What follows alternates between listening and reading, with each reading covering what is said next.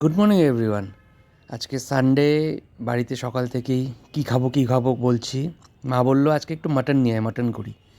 তো সঙ্গে সঙ্গেই বললাম ঠিক আছে, বাজার থেকে মাটন কিনে এনে মাকে সাথে সাথে হাতে একটু হেল্প করলাম, রান্নাও হাতে হাতে হেল্প করলাম। তা মাটনটা ভালোই হয়েছে। তারপর খেয়ে দিয়ে আমি আর শুনু আজকে বেরিয়ে পড়লাম। শুনু বলছে যে চলো আজকে একটু ঘুরতে যাই কোথাও।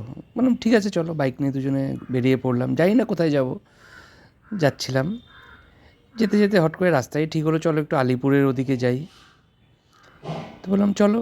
তা রাস্তায় একটু দাঁড়ালাম, একটু জল খেয়ে আবার রওনা দিলাম। গিয়ে আলিপুরে মেলা হচ্ছিল, ডুয়ার্স মেলায় বেশিক্ষণ থাকিনি, অল্প একটু কিছুক্ষণ ঘুরে নানান কিছু দেখলাম। ওখানে সুন্দর সুন্দর নানান দোকান ওখানে খুলেছে, সেগুলো দেখে আইসক্রিমের স্টলে গেলাম।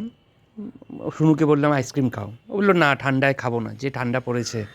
তাহলে চলো, কিছু কিনবে না খাবে কি, চলো। পরে বললো চলো পকোড়া খাবো, ঠান্ডায় পকোড়া খাওয়ার মজাই আলাদা। তারপরে একটা ফিশ ফ্রাইয়ের দোকানে ঢুকে কিছু খেলো, খেয়ে তারপর গিন্নি আবার কেনাকাটিতে ব্যস্ত হয়ে গেল। নানান কিছু এটা ওটা দেখলো, কি কিনলো জানি না, কিনে টিনে আবার বললো চলো তাহলে আরও একটু কিছু কুচকাচ কিছু খেয়ে নিই। পরে বললো ওখানে চপের দোকানে চপ খেলো। চপ হাতে পেয়েই গিন্নির মুখে সেই হাসি,